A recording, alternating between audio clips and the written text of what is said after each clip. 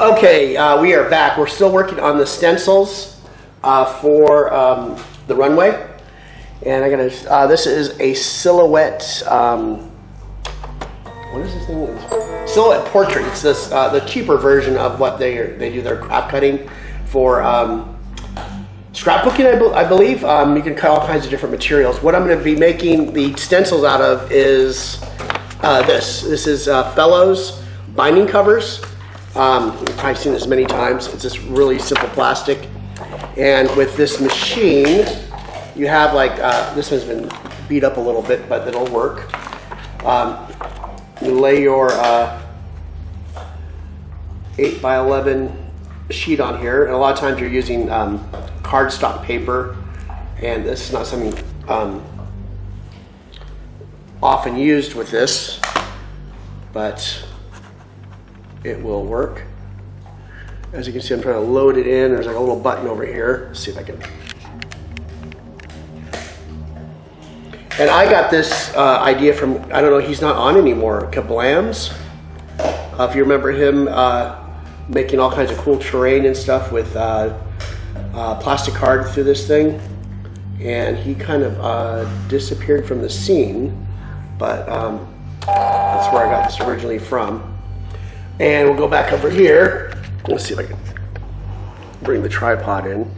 And these are the numbers. Cutting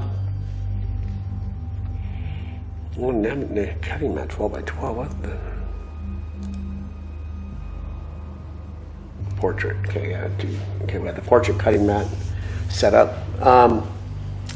And we have the numbers. They're upside down. No big deal. Over here, you can see I have the runway numbers ready to go to bring those in. I have a separate file for that. And print border 8.5.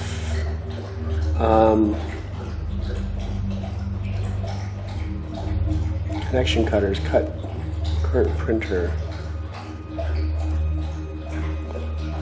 portrait. Okay, we don't want to rotate. Portrait 12x12, reveal, show print border.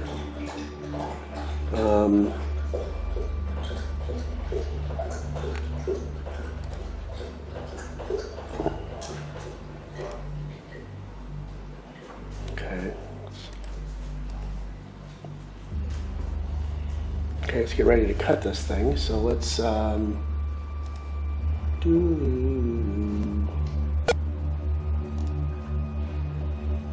guess not cancel. Silhouette, send to silhouette. Okay, document runway stencils ready.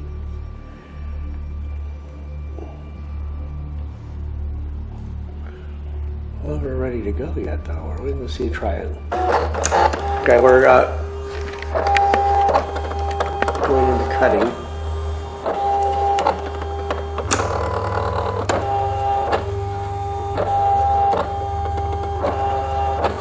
Sit here, watch to listen to this thing cut. I will be back in a second to show you what it looks like.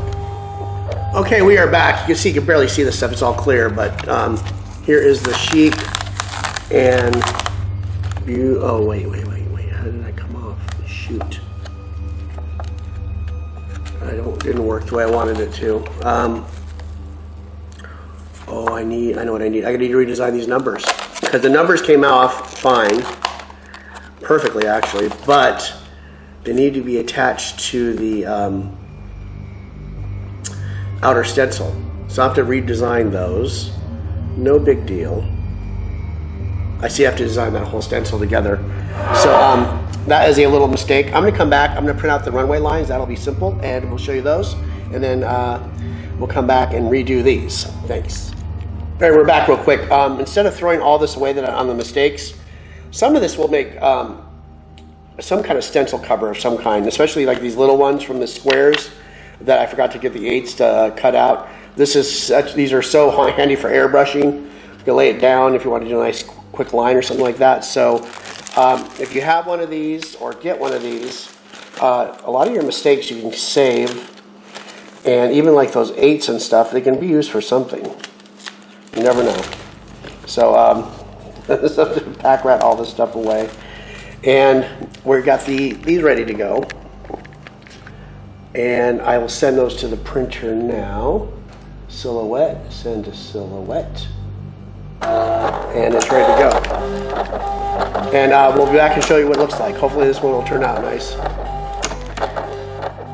Okay, we are back. We had success this time. So you can see the numbers on there. There you go. What happened was I forgot that I just laid the numbers and put it in here. I had to redesign it so we have this little line that goes between the numbers, so it is a whole stencil. So I'm not sure we're gonna have 08 like that or runway 8, probably runway 8 like that, so you can see what it is. And then we're gonna use some lines here. They'll go across. We're gonna sponge them on. We're not gonna airbrush them because they're gonna be old worn lines. Then 08 like this, maybe a little bit closer. And then we'll do another little bit of lines here. We're gonna have to affix the stencil onto the display piece, and then just lightly sponge it just to give it that detail. We'll have to line these up, and then there we go. So we have a stack of 6, and then 4 of these. We're only going to need probably use these twice, but what I'm planning to do is do a black and then offset a lighter gray on top of it, just to give it a little more detail. It'll be sponged, and I'll probably use all 4 because I want to use a clear one on top of that so I can see where I'm lining up, and then have it set down with some putty or something like that, or poster tack to hold it down while I do that, and we'll give it that little offset look. If you've seen some runway lines, they kind of do that to give it more detail and more pop for when you have someone trying to land and or viewing the airport numbers or runway numbers. So that is it on this part. We got these cut out, ready to go. We'll see. I'll explain in the next part when we start sponging or what we're doing. I still have a lot more airbrush work to do on this, detail these rocks more. I'm still doing that previous crash debris. And then this, I'm gonna probably have to lighten up, and then I want to do the torch lines again, as it just does not speak to me as a bomb crater right away. So that is it, and we'll see you in the next part. Thanks again.